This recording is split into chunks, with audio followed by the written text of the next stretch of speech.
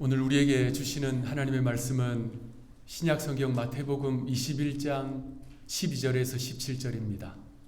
마태복음 21장 12절에서 17절, 저와 여러분들이 한 절씩 교독하시고 마지막 17절 함께 읽겠습니다. 예수께서 성전에 들어가사 성전 안에서 매매하는 모든 사람들을 내쫓으시며 돈 바꾸는 사람들의 상과 비둘기 파는 사람들의 의자를 둘러 엎으시고 그들에게 이르시되 기록된 바 내 집은 기도하는 집이라 일컬음을 받으리라 하였고 너희는 강도의 소굴을 만드는도다 하시니라. 맹인과 저는 자들이 성전에서 예수께 나아오매 고쳐주시니 대제사장들과 서기관들이 예수께서 하시는 이상을 또 성전에서 소리질러 호산나 다윗의 자손이 이들을 보고 예수께 말하되 그들이 하는 말을 듣느냐? 예수께서 이르시되 그렇다. 어린 아기와 젖먹이들의 입에서 나오는 찬미를 온전하게 하셨나이다 함을 너희가 읽어본 일이 없느냐 하시고 그들을 떠나 성 밖으로 베다니에 가서 거기서 유하시니라. 아멘. 오늘은 2025년 신년 첫 주일, 신년 감사 주일입니다. 새해 하나님께서 여러분들에게 복과 은혜를 풍성하게 주시기를 축복합니다. 올해는 여러분의 영혼이 잘 되고 범사가 잘 되고 강건하시기를 바랍니다. 올해는 여러분들의 가정이 평안하고 자녀 손들이 형통하고 가업이 든든해지고 사업이 번성하기를 축복합니다. 올해는 모든 관계의 어려움과 법적인 문제들이 순적하게 해결되기를 축복합니다. 관계의 어려움, 법적인 문제들, 우리는 이러한 것들을 갈등이라고 부르지요. 갈등의 뜻은 갈자는 칡넝쿨입니다. 등자는 등나무 넝쿨이에요. 대표적인 두 덩쿨 식물이지요. 그런데 칡넝쿨은 시계 반대 방향으로 왼쪽에서 오른쪽으로 감아 올라갑니다. 그런데 등나무 넝쿨은요, 시계 방향으로 오른쪽에서 왼쪽으로 감아 올라갑니다. 그런데 이 칡넝쿨과 등나무 넝쿨이 서로 꼬이면 어떻게 될까요? 끊임없이 꼬입니다. 잘 풀리지 않아요. 그게 갈등의 뜻입니다. 우리의 삶에 발생하는 관계의 어려움들, 법적인 문제들, 그거 풀려면 하나님의 도우심이 필요합니다. 그래서 올 한 해 우리의 삶에 존재하는 인간관계의 어려움들과 법적인 문제들이 하나님의 도우심과 지혜로 순적하게 풀려지는 한 해가 되기를 축복합니다. 무엇보다도 우리 한우리교회 모든 성도님들 강건하시기를 바랍니다. 모든 사건과 사고와 질병과 병마로부터 하나님께서 여러분의 가정, 자녀, 손들까지 날개의 그늘로 보호해 주시기를 주님의 이름으로 축원합니다. 얼마 전에 우리 교회 어떤 권사님과 대화를 했어요. 우리 교회 새벽 기도를 할 때 화요일 새벽 기도를 마칠 즈음에는 우리 성도님들 건강을 위해서 중보 기도를 하는데 병명들을 쭉 불러가면서 기도를 합니다. 제가 그 권사님과 대화를 하는데 그분이 그러시더라고요. 목사님이 화요일 새벽 기도 마칠 때 병명을 쭉 불러가면서 기도를 하는데 앞에 대여섯 가지는 전부 제 이야기더라고요. 그거 다 저에게 해당됩니다. 그 말씀을 딱 듣는데 더 간절하게 기도해야 되겠구나. 더 진실로 기도해야 되겠구나. 올 한 해 하나님께서 여러분들 한 분 한 분 건강 지켜주셔서 주님 앞에 뛰고 찬양하며 예배하고 섬기며 일상을 살아가시기에 조금도 어려움이 없도록 건강 지켜주시기를 축복합니다. 2025년 신년 이 새해 저의 목회적 목표가 있습니다. 그것은 하나님께 가까이, 성경에 가까이입니다.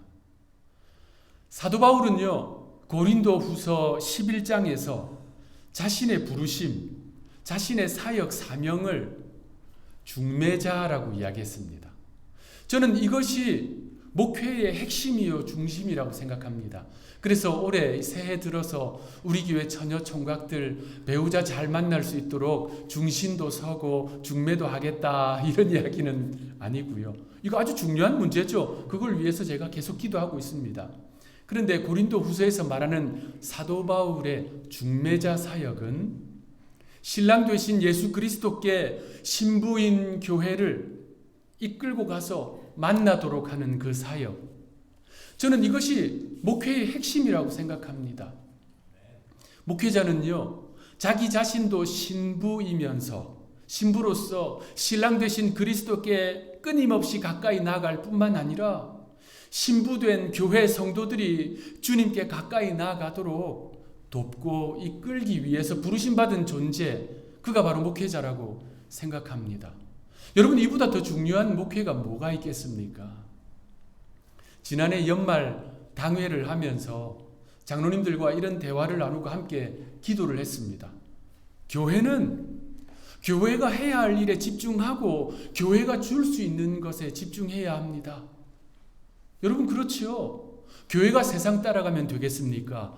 교회는 하나님 중심, 성경 중심의 생명의 공동체이잖아요. 그래서 저의 일생 목회의 목표이자 특별히 올해 목표는 우리 교회, 우리 성도님들이 하나님께 더 가까이, 성경에 더 가까이. 그래서 올해는요, 그와 관련된 사역들을 많이 하고자 합니다. 2025년 우리 교회 표 말씀과 기도로 일어서는 교회, 우리 모두가 그렇게 되기를 간절히 바랍니다. 오늘 본문 말씀은 우리가 어떻게 하나님께 더 가까이 나아갈 수 있는가를 가르쳐 주십니다. 이 본문의 이 내용은 예수님의 성전 정화, 지난 주일에 다룬 그 본문에 이어지는 내용입니다. 예수님께서 예루살렘 도성으로 입성하셨습니다. 백성들이 절기에 부르는 오래된 그 옛 노래, 호산나 다윗의 자손이여 지금 우리를 구원하소서,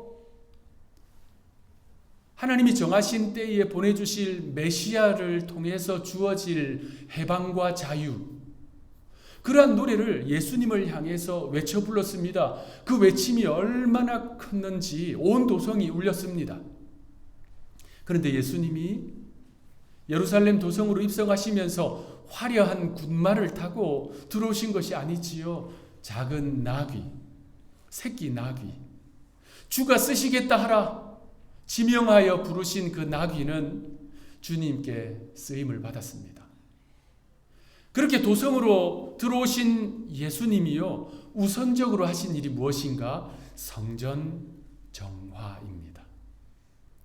성전 정화, 이 본문은 사복음서 모두에 다 나옵니다. 그만큼 중요한 사건이라는 것입니다. 자, 오늘 본문 속으로 함께 들어가 보겠습니다. 예루살렘으로 입성하신 예수님이 성전으로 들어가셨는데 들어가 보니까 그 안에는 환전상들과 장사꾼들이 들끓고 있었습니다. 이스라엘 사람들은요, 1년에 한 번 은화로 된 반세겔씩 성전세를 냈습니다. 구약시대 모세를 통해서 주신 명령이에요. 성전세 내는 것 문제 없습니다. 그런데 문제는 본문 이 예수님 시대에 그들이 받는 성전세 은화가 특정한 은화만 받았다는 거예요. 그러니까 성전세를 납부하려면 그 특정한 은화, 정확히는 두로의 은화입니다. 심지어 그 은화에는 우상이 새겨져 있었어요. 그것을 성전세로 내야 하는데 사람들이 성전세 내려면 그 두로의 은화로 환전을 해야 돼요. 그런데 이 환전상들이 필요 이상의 환전료를 받아 챙긴 거예요. 자, 그리고 장사꾼들, 이 성전 안에 장사꾼들이 많았어요. 이스라엘 백성들이 절기를 지키기 위해, 예배하기 위해서, 제사를 드리기 위해서 오면 제사에 필요한 물품들과 가축들을 이들이 판매했어요. 자, 그런데 그 가축들, 물품들을 아주 비싸게 팔았다는 거예요. 레위기에서부터 보면 하나님은 가난한 이스라엘 백성들도 하나님께 제사를 드릴 수 있도록, 절기를 지킬 수 있도록 제물을 비둘기로 드리도록 하셨습니다. 소나 양으로만 드리는 것이 아니라 비둘기도 드릴 수 있었어요. 그런데 이 장사꾼들이요, 비둘기를 매우 비싼 값에 팔았습니다. 시중가보다 훨씬 비싸게 팔았어요. 당시 기록에 따르면 어떤 때에는 시중가보다 80배나 비싸게 팔았습니다. 그렇다고 아주 가난한 성도가 소를 사고 양을 살 수는 없잖아요. 그러니까 울며 겨자 먹기로 그 비싼 비둘기를 살 수밖에 없었습니다. 왜냐하면 이 장사꾼들이 파는 가축이 아니면 제사에 받지 않았거든요. 자, 이런 장사꾼들, 환전상들의 뒷배가 누구일까요? 예루살렘 성전 제사장들이지요. 유대 제사장들과 종교 지도자들은 이들로부터 막대한 이문을 받아 챙겼습니다. 우리 예수님은 이 악한 불의한 연결고리를 잘 아셨어요. 그래서 성전에 들어가시자마자 하신 일이 오늘 본문 12절 우리 합독하겠습니다. 시작. 예수께서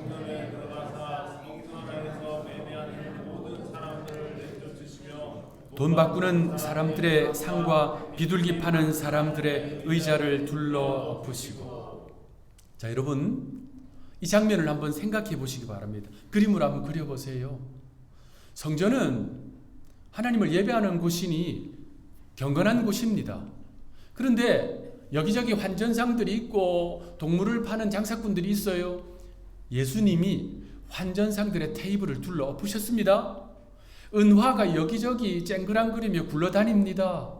장사꾼들의 비둘기가 날아다니고요. 소나 양들이 놀라서 뛰어다닙니다. 우리 예수님, 그 온유하신 예수님이 이토록 격하게 성전 정화를 하신 이유는 이어서 예수님이 하시는 말씀에 잘 나옵니다. 13절 말씀. 그들에게 이르시되 기록된 바 내 집은 기도하는 집이라 일컬음을 받으리라 하였거늘 너희는 강도의 소굴을 만드는도다 하시니라. 예수님의 이 말씀은요, 원래 구약 성경에 나오는 내용이에요. 이사야서에 나오는 내용입니다. 하나님은 선지자 이사야를 통해서 성전을 기도하는 내 집이다 말씀하셨어요.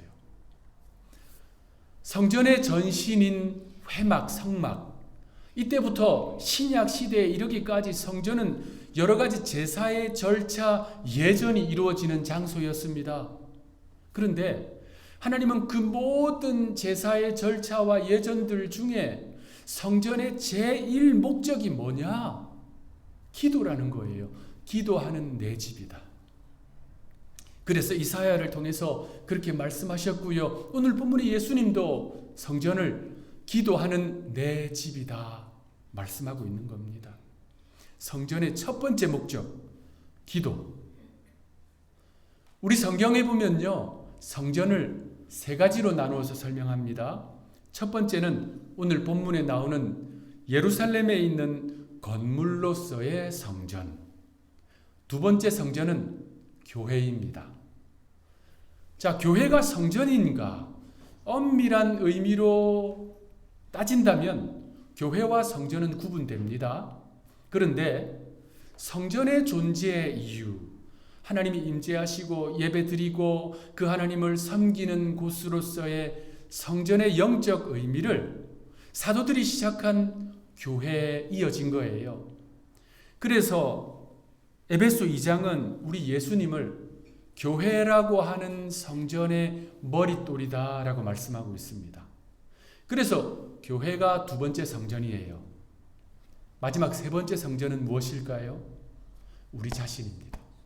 우리 자신, 우리의 몸을 포함한 전 인격, 이것이 세 번째 성전이에요.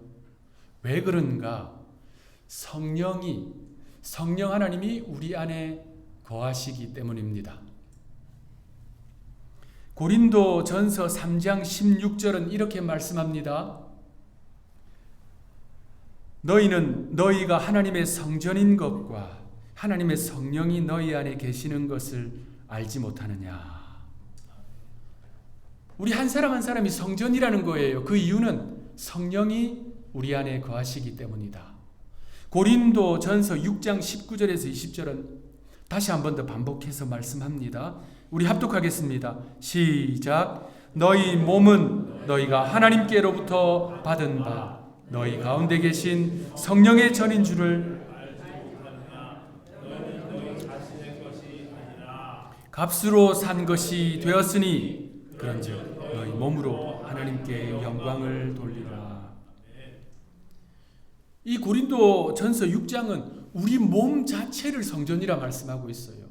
그래서 우리 몸은 고귀한 것입니다. 성령이 이 안에 거하시기 때문에 우리는 성전입니다. 저는 성전이고요. 여러분 한 분 한 분은 성전입니다. 성경이 말씀하는 세 가지 성전, 건물로서의 예루살렘 성전, 성전된 교회, 그리고 성전인 우리 자신. 자, 여기서 아주 중요한 질문을 여러분에게 드립니다. 어려운 질문이지만 우리 하늘교회 성도님들은 다 맞추실 수 있는 질문. 그렇다면 우리 예수님은 어떤 성전을 정화하실까요? 건물로 된 예루살렘 성전만 정화하실까요? 그렇지 않습니다. 교회, 성전인 이 교회를 정화하십니다. 오늘 본문에 예루살렘 성전으로 들어가셔서 환전상들의 테이블을 엎으신, 그리고 장사꾼들을 내쫓으신 이 주님은 교회를 정화하사 거룩한 생명의 공동체로 만드십니다. 더 나아가 세 번째 성전, 우리를 정화하십니다. 우리 속에 있는 모든 불의와 죄악들을 내쫓으십니다. 그리고 큰 소리로 외치십니다. 이 집은 기도하는 내 집이다. 주님의 말씀대로 예루살렘 성전의 첫 번째 존재 목적이 기도이듯 교회의 첫 번째 존재 목적도 기도요. 교회인 우리, 성전인 우리가 가장 힘써야 할 것이 바로 기도입니다. 예수님께서 이렇게 성전을 정화하시자 유대 대제사장들과 서기관들이 크게 노했습니다. 마가복음 11장 18절에 따르면 그들의 그 분노는 예수를 어떻게 죽일까 하고 꾀하니, 그들의 분노는요, 예수님을 죽이고자 하는 악한 모의로까지 이어졌습니다. 자, 여러분, 성전을 정화하사 기도의 집으로 만드시는 예수님의 거룩한 부르심과 그 기도를 회방하는 회방꾼 원수 마귀의 이 긴장관계, 우리의 내면에서 일어나는 이러한 영적인 긴장관계야말로 성도가 일생 경험하는 가장 치열한 영적 전쟁입니다. 이게 우리 속에서 지속적으로 이루어지고 있어요. 자, 그렇다면 성전인 우리의 내면을 정화하사 기도의 집으로 만들어 가시는 우리 예수님께 어떻게 반응해야 할까? 우리 교회 올해 표가 말씀과 기도로 일어서는 교회, 저의 올해 목회의 목표는 우리 성도님 한 분 한 분이 하나님께 더 가까이, 성경에 더 가까이, 말씀에 더 가까이 나아가는 것인데요. 어떻게 이것이 가능할까? 이 일을 위해서 우리가 우선적으로 힘써야 할 것이 기도입니다. 여러분, 기도는 크게 두 가지로 나눌 수 있습니다. 하나는 주문적 기도입니다. 자, 여기서 주문이라는 것이 이상하게 외우는 주문, 사이비들이 외우는 주문, 그게 아닙니다. 여기서 말하는 주문은 요청하는 것, 필요를 요청하는 것입니다. 성경에는 주문적 기도가 많이 나와요. 우리의 필요를 하나님께 요청할 수 있습니다. 또 하나 기도는 교제적 기도입니다. 기도의 대상이신 하나님과 교제하기 위해 기도하는 것. 여러분, 사람들과의 관계도 마찬가지이잖아요. 어떤 필요, 어떤 목적, 어떤 이유 없이 그저 순수하게 그 사람 알아가기 위해서, 그 사람과 교제하기 위해서 만나고 대화 나눌 때 있잖아요. 그러한 측면의 기도, 그게 바로 교제적 기도 또는 사귐의 기도라고 부릅니다. 그러한 사귐의 기도, 교제적 기도가 중요한 이유가 있어요. 우리가 하나님 앞에 우리의 필요를 구하는 주문적 기도 우리가 할 수 있어요. 그런데 그 주문적 기도도 교제가 밑바탕이 돼야 합니다. 쉽게 설명해서 우리 자녀들이요, 용돈이 필요할 때 옆집 아저씨에게 찾아가서 용돈 주세요 하지 않잖아요. 아버지에게 용돈 주세요, 이거 해결해 주세요라고 합니다. 그러니까 그러한 주문적 기도, 필요를 구하는 기도도 그 관계, 그 교제, 그 사귐의 틀 안에서 이루어진다는 거예요. 그러므로 이 교제적 기도, 사귐의 기도가 매우 중요한데, 이 기도를 위한 가장 탁월한 기도 훈련 방법이 바로 성찰의 기도입니다. 성찰의 기도. 여러분, 기도는 저절로 되지 않습니다. 기도는요, 가만히 있는데 저절로 되는 게 아니에요. 혹시 기도는 나의 본능이야 라고 생각하는 분 있나요? 잘못된 생각입니다. 기도는 저절로 되지 않습니다. 그 명백한 이유가 있습니다. 제가 앞서 말씀드렸지요. 우리의 성전으로서의 이 내면은 이 집은 기도하는 집이다라고 하는 예수님의 말씀과 선포와 더불어 그것을 방해하는 원수 마귀의 공격이 끊임이 없기 때문이에요. 영적 전쟁터가 바로 이 우리의 내면의 성전입니다. 그래서 우리가 기도를 선택해야 돼요. 기도를 연습하고 훈련해야 합니다. 실천해야 합니다. 그것이 하나님께 가까이 나아가는 가장 바른 길이요, 탁월한 길입니다. 성찰의 기도는 하나님과의 사귐의 기도를 위한 가장 좋은 훈련 방법입니다. 성경에 등장하는 믿음의 사람들의 기도의 내용을 살펴보면 그들은 성찰적 기도를 했다는 것을 알 수 있습니다.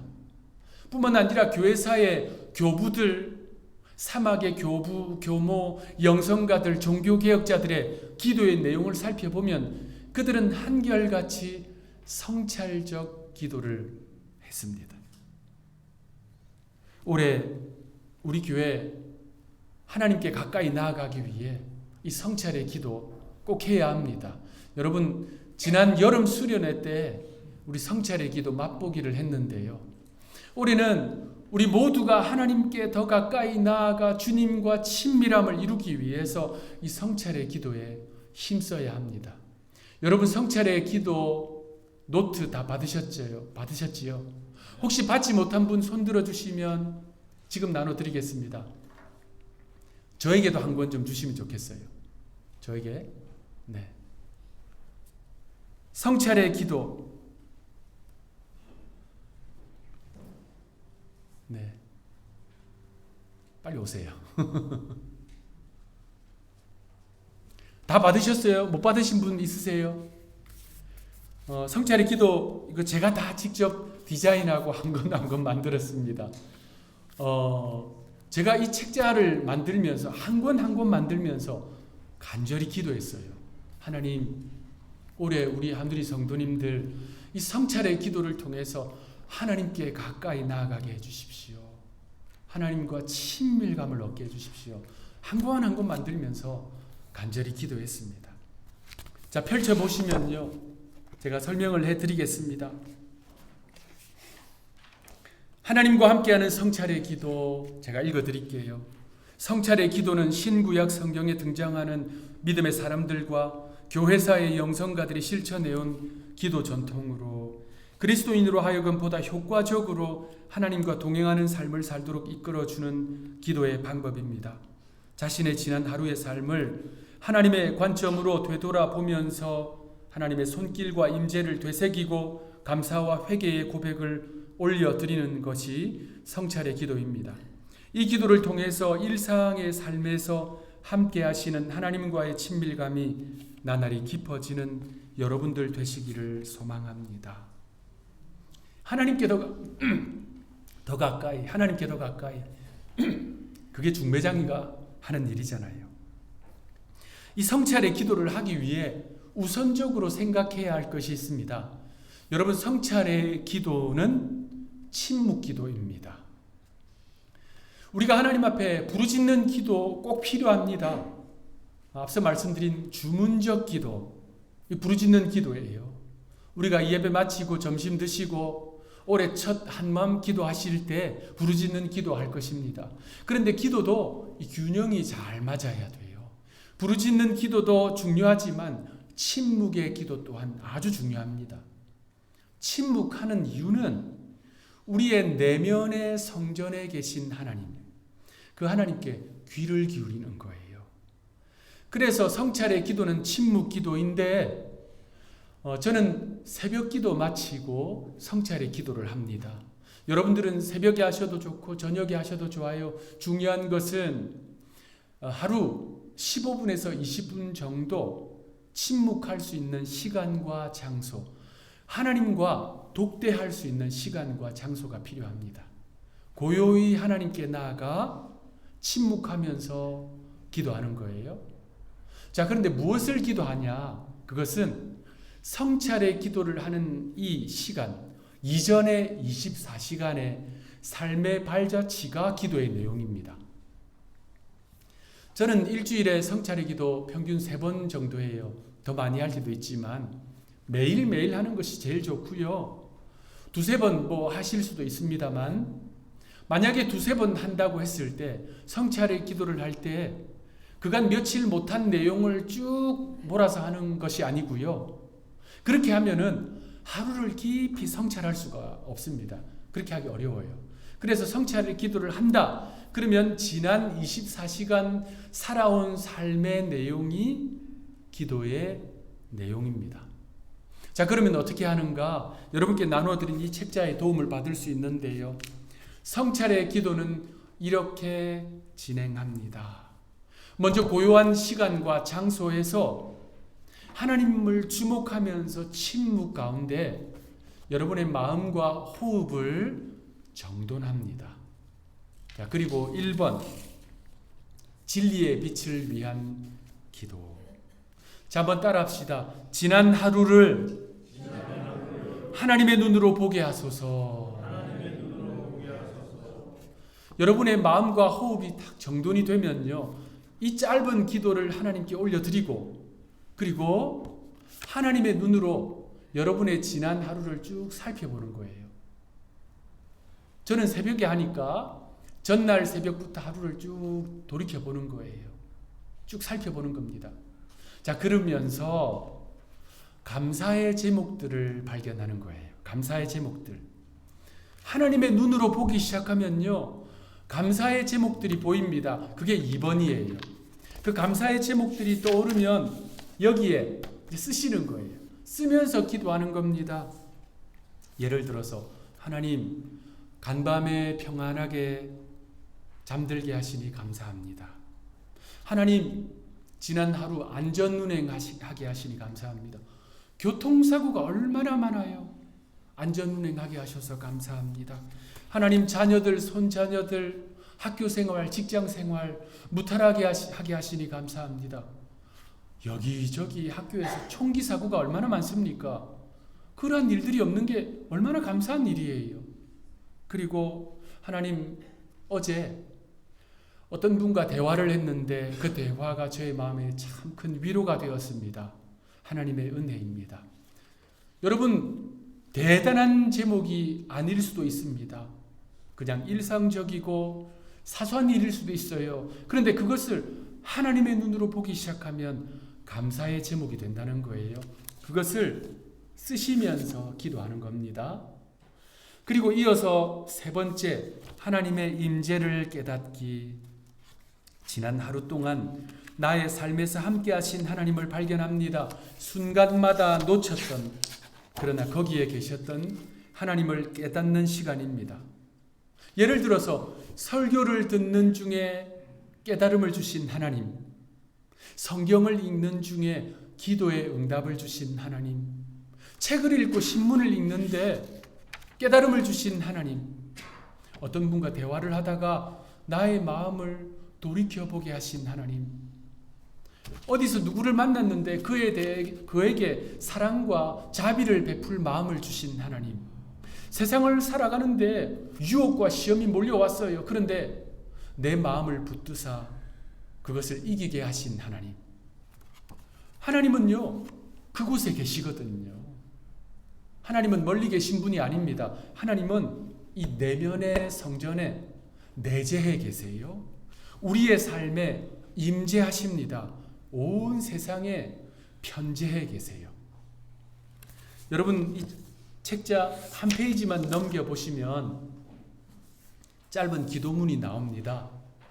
5세기에 아일랜드로 가서 복음을 전한 패트릭 선교사가 남긴 기도문이 있어요. 그 가운데 일부 내용인데 아주 영성이 깊은 기도입니다. 제가 읽어드리겠습니다. 나와 함께 하시는 그리스도, 내 안에 계신 그리스도, 내 앞에 계신 그리스도, 내 뒤에 계신 그리스도, 내 밑에 계신 그리스도, 내 위에 계신 그리스도, 내 안에 계신 그리스도, 내 오른쪽에 계신 그리스도, 내 왼쪽에 계신 그리스도, 나를 생각하는 모든 사람의 마음속에 계신 그리스도, 나에 대해 말하는 모든 사람의 입술에 계신 그리스도, 나를 보는 모든 눈에 계신 그리스도, 내 말을 듣는 모든 귀에 계신 그리스도. 여러분, 이렇게 주님은 우리 가까이 계세요. 우리의 내면에도 계시고 내가 만나는 사람들과 그 만남 속에도 계십니다. 그렇게 하루 종일 나와 함께 하신 하나님을 인식해내는 순간이에요. 아, 하나님 그곳에 계셨구나. 아, 하나님 그렇게 말씀하셨구나. 아, 하나님 나에게 그렇게 위로 주시고 용기 주셨구나. 그것을 깨달으면서 그 내용을 3번에 쓰는 거예요. 자, 그리고 4번, 이제 회개의 순간입니다. 죄의 자백. 지난 하루 동안 하나님의 나라와 그의 의를 추구하지 않았던 내 모습들, 언행, 생각들, 느낌들을 돌아봅니다. 사랑을 상실한 순간, 거짓된 말들, 깨트린 약속, 욕망 등 크고 작은 죄와 죄악된 마음을 구체적으로 하나님께 자백합니다. 이 죄의 자백의 순간이 바로 나의 내면의 성전을 정화하는 순간입니다. 빛 대신 주님은 죄와 함께 거하실 수 없어요. 그래서 자기 자신의 하루의 삶들을 말과 행동, 생각, 태도를요 면밀히 살피는 거예요. 정직하게 살피는 겁니다.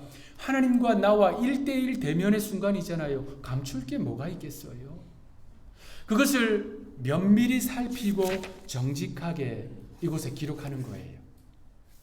그리고 마지막 5번, 하나님의 도우심을 간구. 다가오는 하루를 위해서 하나님의 도우심을 간구하며 이 기도를 마무리합니다. 다가오는 하루 동안 있을 일들, 만날 사람들, 그것들 생각하면서 그 내용을 쓰는 거예요. 쓰면서 하나님, 오늘 이러한 계약이 있는데 주님 도와주십시오. 이 사람과 만나는데 주님 도와주십시오. 이러한 법적인 문제가 있는데 주님 지혜 주십시오. 라고 쓰면서 주의 도우심을 구하고 또 하루를 시작하는 것입니다. 성찰의 기도 하루하루 하다 보면 잘 되는 날도 있고 잘 안 되는 날도 있어요. 그런데 앞서 말씀드린 대로 기도는 저절로 되지 않습니다. 선택해야 하고요. 연습해야 하고요. 훈련해야 합니다. 자, 그런데 그렇게 여러분들이요 신실하게 이 성찰의 기도를 해 나가시면 머지않아 여러분들은 하나님과의 놀라운 친밀감을 얻게 될 것을 저는 확신합니다. 여러분, 이 매파, 이 중매자 말 꼭 좀 믿어주시고 꼭 실천하시기를 여러분들께 당부드립니다.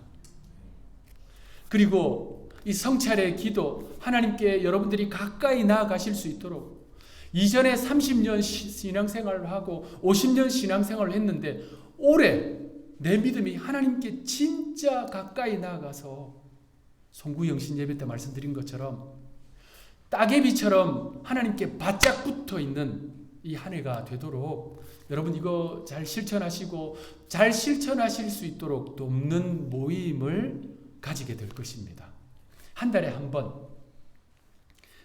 한 달에 한 번 이 성찰의 기도는 개인적으로 하는 것이지만 또 만나서 모여서 나누면요, 그 기도가 깊어집니다. 아, 저분은 저렇게 하는구나 라고 또 배우게 돼요, 서로서로. 그래서 이 나눔이 중요한데요, 어떻게 하냐면 매월 첫째 주일을 지난 수요일 저녁 7시 30분에 온라인으로 만납니다. 줌으로 만나요. 줌으로. 그래서 그 화면 켜 놓으시고 이제 전체 모임을 가지고, 그러고 나서 이제 소그룹별로 제가 이렇게 방을 만들어 드립니다. 그러면 그 안에서 이제 내가 어떻게 이걸 하고 있는지를 서로 나누는 시간을 공동체별로 또 가지게 될 거예요. 줌 하나도 어렵지 않습니다. 이 예배를 마치자마자 우리 교회 단체 카톡방에다가 제가 줌 주소를 하나 올려놓을 거예요. 그러면 그거 클릭만 하시면 됩니다. 클릭만 하시면 바로 연결돼요. 제가 이제 그 줌의 호스트이기 때문에 제가 줌을 열어놓을 거예요. 그러면 클릭만 하면 여러분들 다 들어오실 수 있습니다. 그리고 여러분들이 쉽게 하실 수 있도록 오늘 점심 식사는 잠시 후에 광고 시간에 다시 말씀드리겠지만 공동체별로 앉아서 식사하실 거예요. 식사하시면서 공동체 리더와 돕는 이분들이 여러분들이 줌 화면 켜고 소리 켜는 것 도와드릴 겁니다. 그래서 한 달에 한 번씩 그 모임으로 진행하도록 하겠습니다. 말씀을 마무리하겠습니다. 최근에 제가 어떤 분의 기도문을 읽고요, 참 큰 은혜를 받았습니다. 이런 내용이었어요. 주님, 저는 마법을 부릴 줄 모릅니다. 그러나 기도할 줄은 압니다. 삶의 아픔, 불운, 고난을 요리조리 피해갈 방법을 알려주는 비법과 마법은 모르지만 주님 바라볼 줄은 압니다. 모든 어려움 없애주는 마법보다 주님과 함께 겪는 어려움이 더 큰 은혜라는 걸 압니다. 그래서 오늘 제 인생이 마법 찾는 삶이 아니라 기도하는 삶이 되게 하옵소서. 오늘 이 본문에서 예루살렘 성전으로 들어가셔서 내 집은 기도하는 집이다 라고 말씀하신 주님은 이 시간 우리 교회에 오셔서 이 집은 기도하는 집이다 말씀하시고요. 그리고 우리 각자의 심령에 울리도록 주님은 말씀하십니다. 이 집은 기도하는 내 집이다. 이 집은 기도하는 내 집이다. 사랑하는 하누리 성도 여러분, 우리 성찰의 기도를 통해서 기도를 회복하십시다.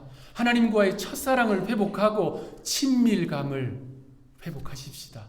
그래서 2025년 하누리교회 온 성도들이 말씀과 기도로 일어서서 주님께 붙어있는 한 해가 되기를 구주 예수님의 이름으로 축원합니다. 기도하겠습니다.